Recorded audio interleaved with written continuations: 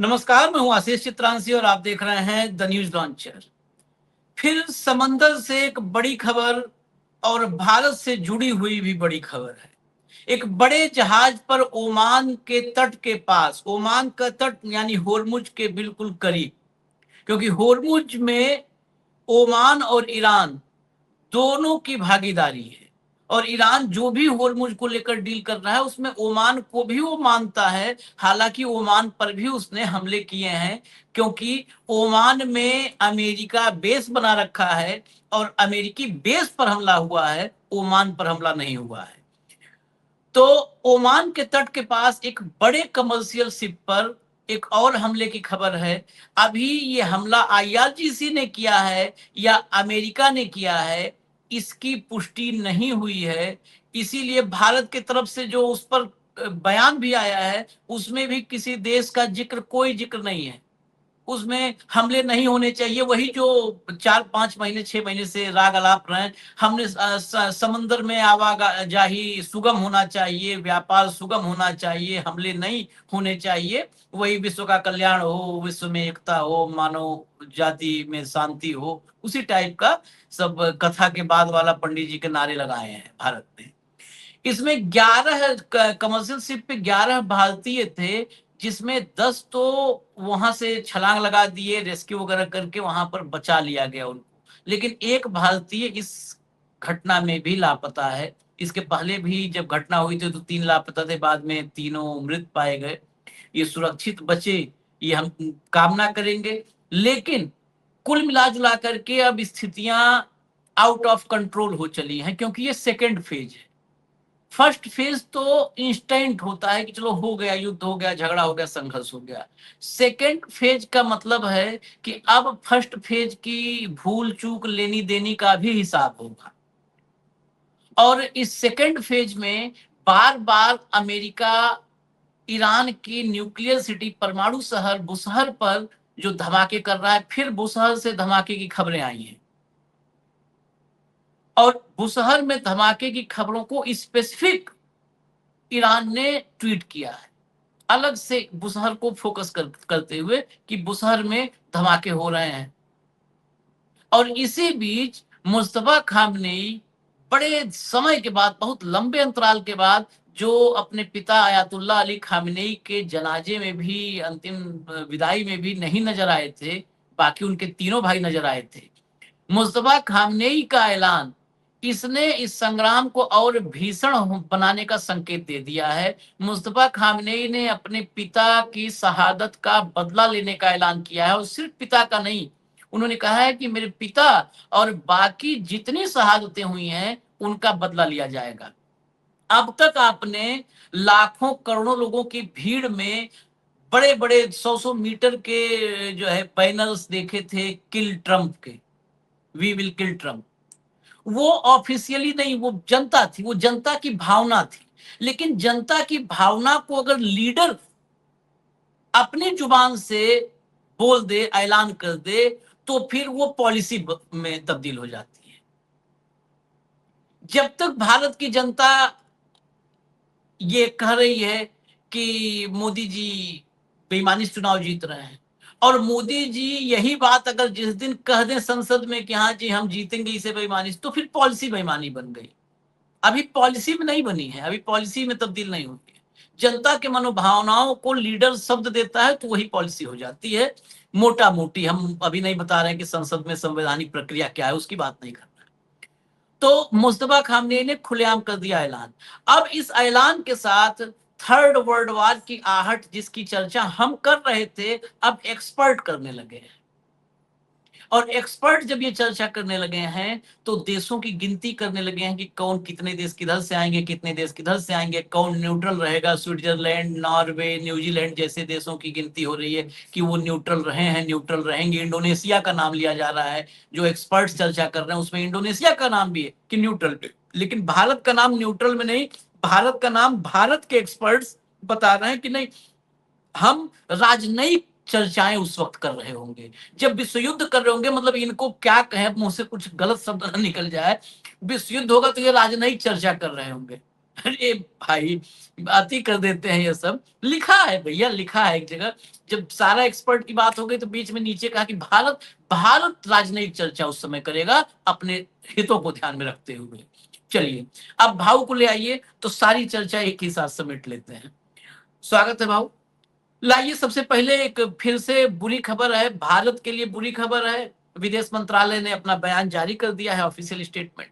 Oman तट के पास commercial ship पर बड़ा हमला, 11 भारतीय थे सवार, एक लापता। आगे चलिए।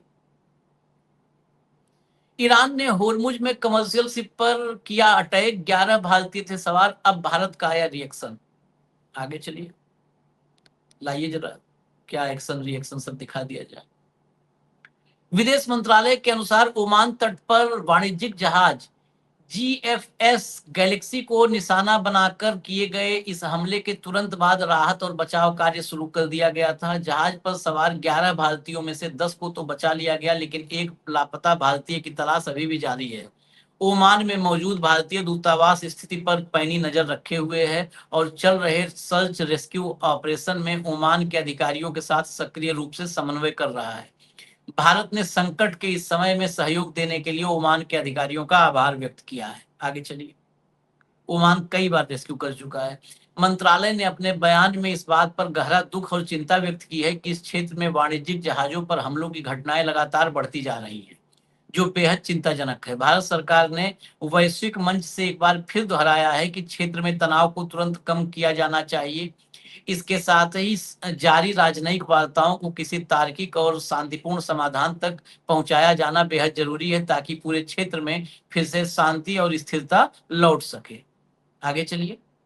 ये भारत का बयान है कि नाम किसी का भी नहीं है, न ईरान का है, न अमेरिका का है, बस वही है कि ऐसा हो जाना चाहिए।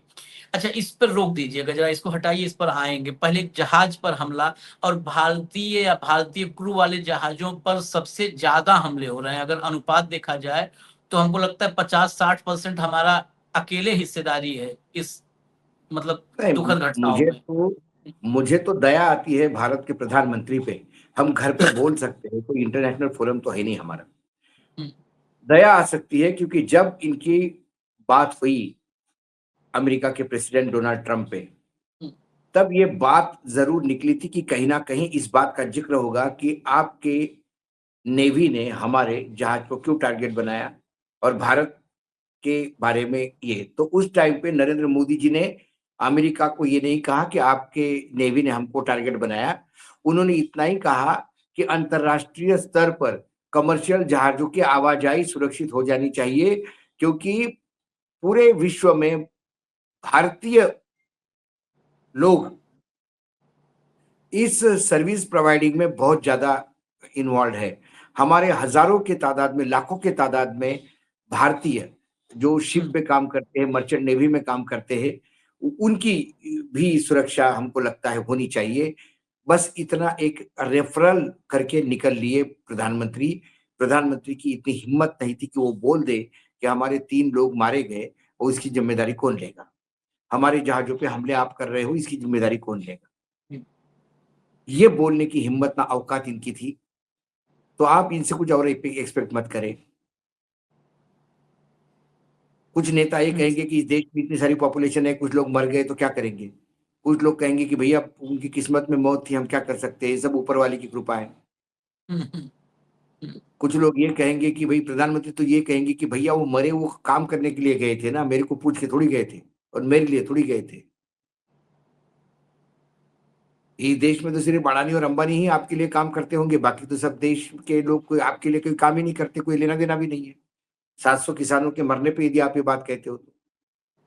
कुल मिलाकर आशीष जी, ये सवाल भारतीय क्रू मेंबर का लापता होने का नहीं। मैं लगातार इस युद्ध के एस्केलेशन के लेके मेरा सिर्फ 2 जगह के चिंता व्यक्त होती है। एक ये कि हमारे महंगाई का क्या होगा, दूसरा मेरा रुपया और कितना गिरेगा। जितना ये युद्ध भड़केगा उतना रुपया नीचे गिरेगा, क्योंकि जितना युद्ध भड़केगा उतने तेल की कीमतें बढ़ेगी। जितनी तेल की कीमतें बढ़ेगी हमारा इंपोर्ट बिल बढ़ेगा। जब भी हमारे यहाँ डॉलर की निकासी ज्यादा होगी, डॉलर आने के लिए तो कोई रास्ता ही नहीं है अभी। डॉलर की निकासी ज्यादा होगी तो रुपया और गिरेगा। शुद्ध मतलब ये चौथी का क्लास का बच्चा भी कोई रॉकेट साइंस नहीं है। इसीलिए बार बार जब युद्ध थोड़ा भी भड़कता है तो डर लगने लगता है। हम कोई स्टॉक मार्केट के वाले खिलाड़ी तो नहीं है।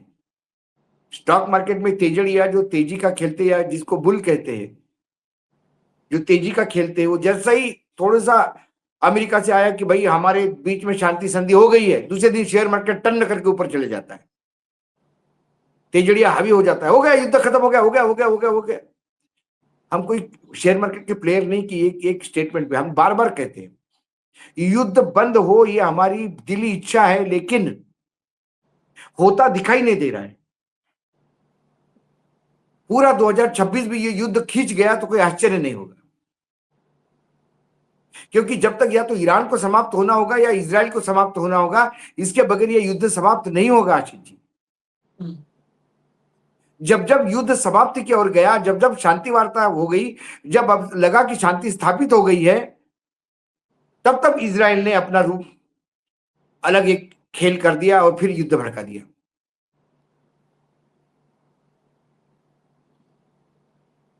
जो इन्होंने अल्टरनेट रूट निकाला है, वो रूट पे जब जब शिप का मूवमेंट होगा,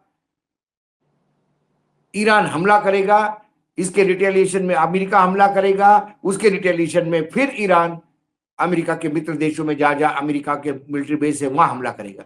ये कंटिन्यूअस चल रहा है। जब ईरान ने ये कह दिया कि हम सेफ रूट दे रहे हैं, तो ईरान का रूट लेने में बाकी जहाजों को क्या प्रॉब्लम है, मुझे ये समझ में नहीं आता।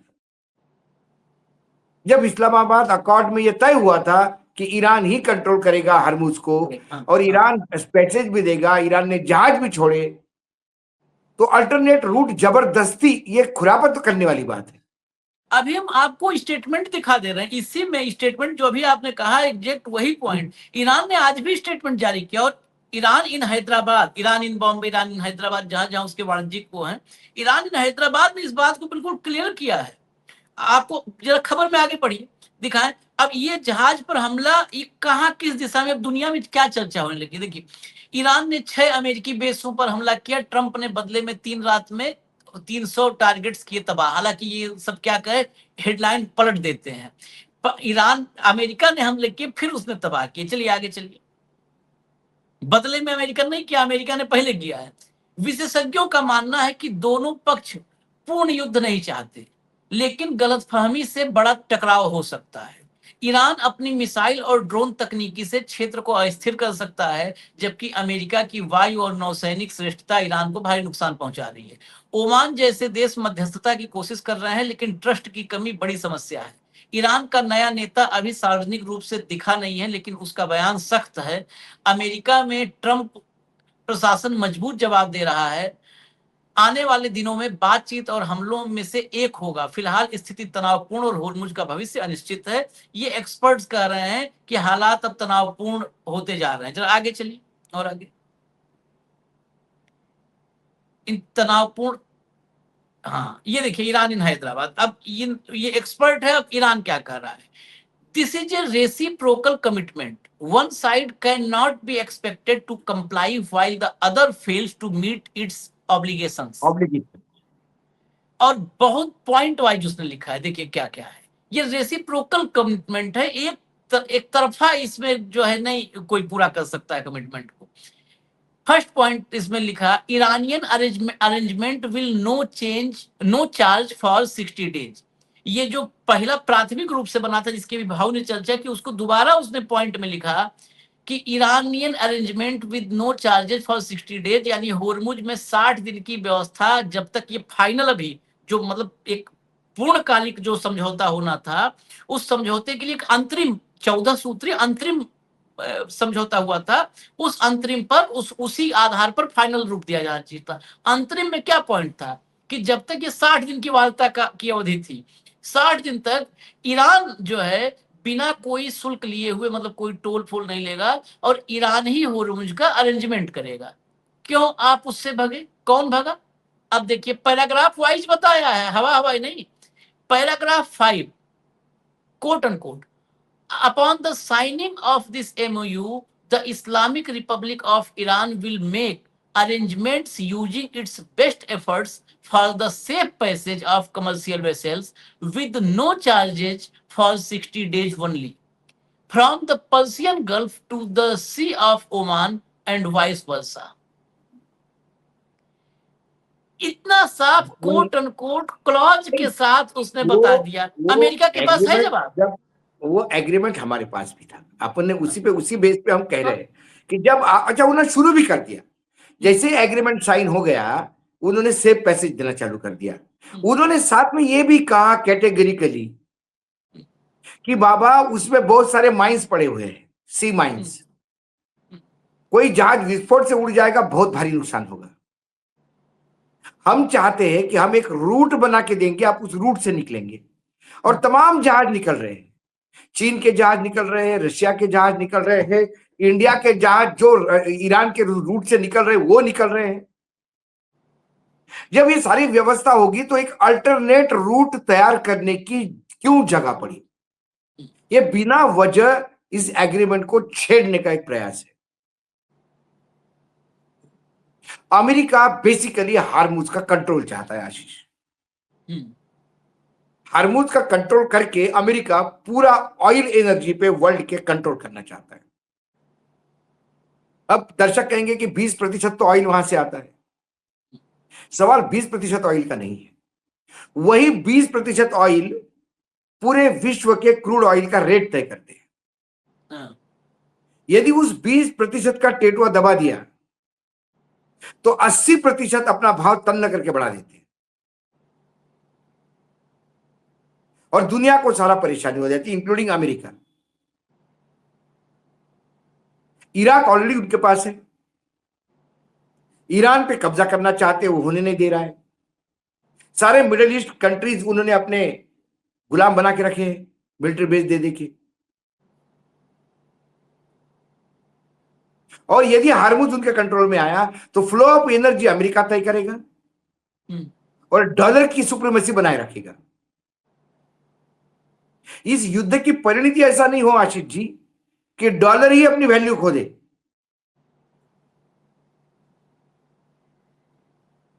क्योंकि यदि हार्मुज से तेल निकलना है और वो सिर्फ चाइना ही निकाल पा रहा है, चाइना के वेसल निकल रहे हैं, तो फिर चाइना ही लेगा ना तेल सब। चाइना अपने करेंसी में ट्रेड करेगा। कई मिडिल ईस्ट के देश चाइना से अपने करेंसी में ट्रेड करने के लिए तैयार हो गए हैं। अब जरा ये अभी तक तो हमने अंतरराष्ट्रीय स्थितियों देखा कि क्या क्या है, इधर की गोटी उधर की गोटी बिसात। अब जरा मुस्तफा पर आते हैं। मुस्तफा खामनेई ने क्या कहा है, जरा लाइए हेडलाइन लाइए, अगली हेडलाइन लाइए, 2 हेडलाइन दोनों दिखा दीजिए।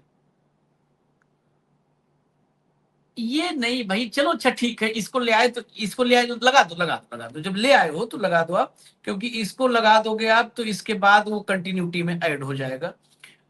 According to the governor of Bushahr, ये बुसहर के गवर्नर की तरफ से, following the continued violation of the ceasefire by the US Israeli enemy, 4 locations in this town were struck by enemy's projectiles। ये बुसहर के गवर्नर की तरफ से, बाकी जगहों पर नहीं है, लेकिन बुसहर के गवर्नर की तरफ से ये बिल्कुल क्लियर वहां से ऑफिशियल इंफॉर्मेशन दी जा रही है। बाकी जगहों पर आप देखिए IRGC बता दे रहा है, यहाँ बुसहर पर विशेष फोकस है। अब बुसहर के बाद अब सीधा हेडलाइन पे आप आ जाओ, सीधा हेडलाइन पे आ जाओ। ये देखिए, अब्बू की मौत का बदला जरूर लेंगे, मुस्तफा खामनेई ने फिर भरी हुंकार। उधर टेंशन में ट्रंप। मुस्तफा खामनेई का एक संदेश आया है। इमाम सैयद मुस्तफा खामनेई एक सुप्रीम लीडर है। हाँ, ये देखिए दूसरी हेडलाइन भी आ गई। शहीदों के खून का बदला लेंगे, पिता खामनेई के अंतिम संस्कार पर ईरान के नए सुप्रीम लीडर मुस्तफा ने खाई कसम। ये सिर्फ बयान नहीं है, ये मुस्तफा ने कसम खाई है। और इसमें लिखा है उन्होंने पूरी घटना को इमाम हुसैन से जोड़ते हुए, उन्होंने कहा कि ईरान की इस्लामिक क्रांति की नींव और इसके सिद्धांत पूरी तरह से इमाम हुसैन के संघर्ष और उनके नारों पर टिके हैं। उनके शहीद पिता भी इसी विचारधारा को मानते हुए बड़े हुए थे। उनके पिता का सोचना, काम करना और देश की रक्षा के लिए जिहाद करना, सब कुछ इमाम हुसैन के रास्ते पर चलने जैसा था।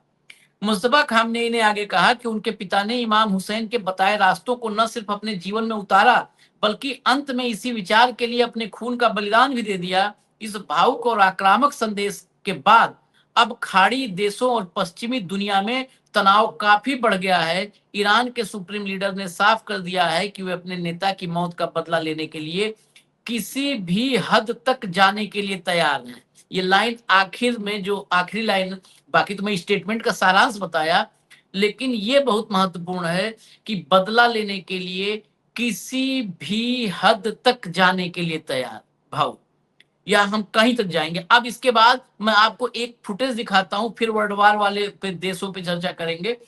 IRNA न्यूज एजेंसी का एक ट्वीट और मैंने विजुअल भेजा है, जरा वो दिखा दीजिए पहले, फिर आएंगे हम अगली हेडलाइन पे। हाँ, IRGC releases footage of Sunday strikes on US forces using ballistic missiles including Qadr, Imad, Khyber Second, Fateh 110 and Zulfiqar, both solid and liquid fuel precision guided।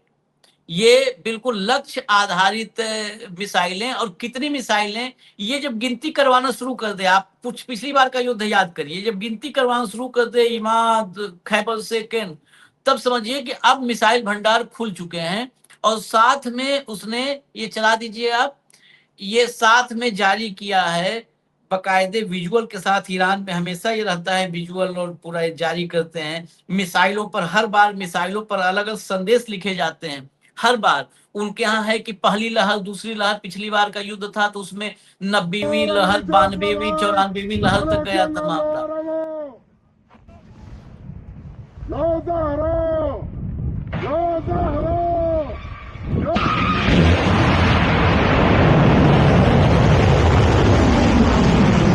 और हर लहर के पहले वो विजुअल जारी करते हैं, मतलब मुझे शुरू करते हैं उस वेव की, अटैक के अलग अलग वेव की शुरुआत करते हैं।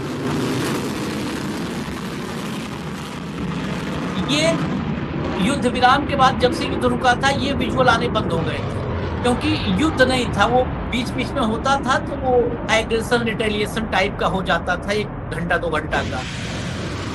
लेकिन करीब करीब 60-70 दिनों के बाद ईरान की तरफ से इस तरह का अब विजुअल जारी किया गया है संदेश के साथ।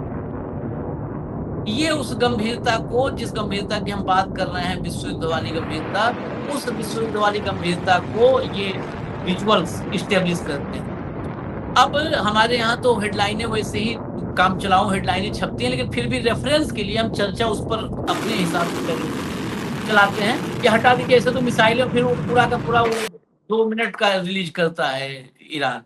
लाइए जरा हेडलाइन लाइए, एक हेडलाइन बची है, हेडलाइन लाइए। Iran US conflict, Iran America जंग से तीसरे विश्व युद्ध की आहट, जाने कौन कौन से देश रहेंगे न्यूट्रल। अब इसमें न्यूट्रल में दुनिया में बहुत सारे देशों की चर्चा है। मैंने बताया पूरे यूरोप के जो स्कैंडिनेवियन देश हैं वो सब न्यूट्रल की कैटेगरी में जाते हैं, और नॉर्वे, स्विट्जरलैंड, ये सब।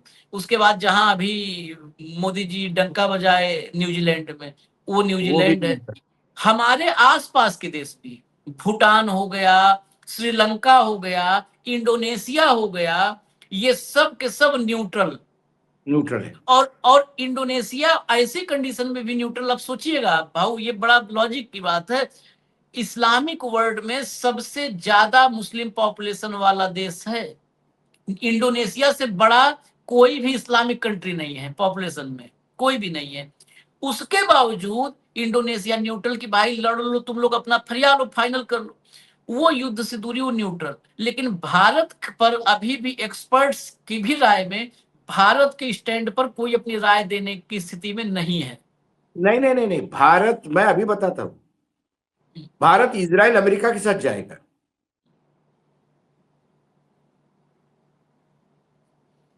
हमको तो लगता है कहीं नहीं जाएगा, बीच में सबका झेलेगा। नहीं नहीं, उधर अमेरिका जूते मारेगा, खुल के नहीं आ रहे हो, और ईरान भी जूते मारेगा, कंफ्यूज हो।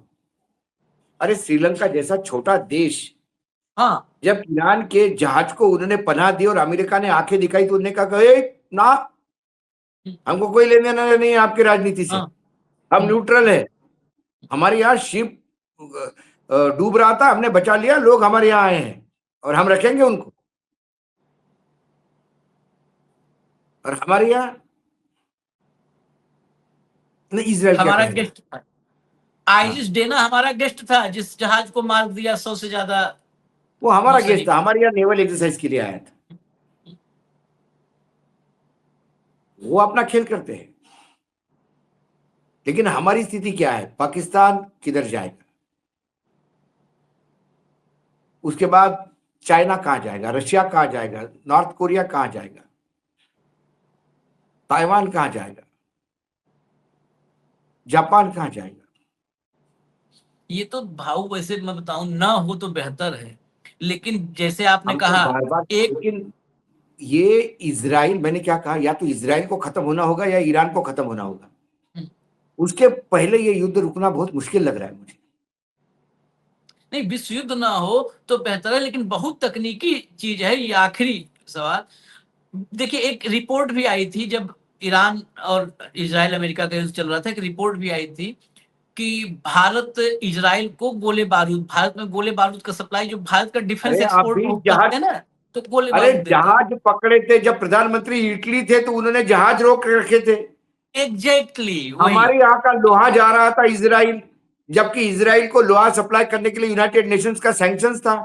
हाँ, वो जब मेलोनी को मेलोडी दे रहे थे तो जहाज हमारा इटली ने ही रोक रखा था, इटली ने ही हाँ, हमारे जहाज को रोका, क्या जब्त कर रखा था। मेलोडी तो ने, हम, उसको मेलोडी काम नहीं आई।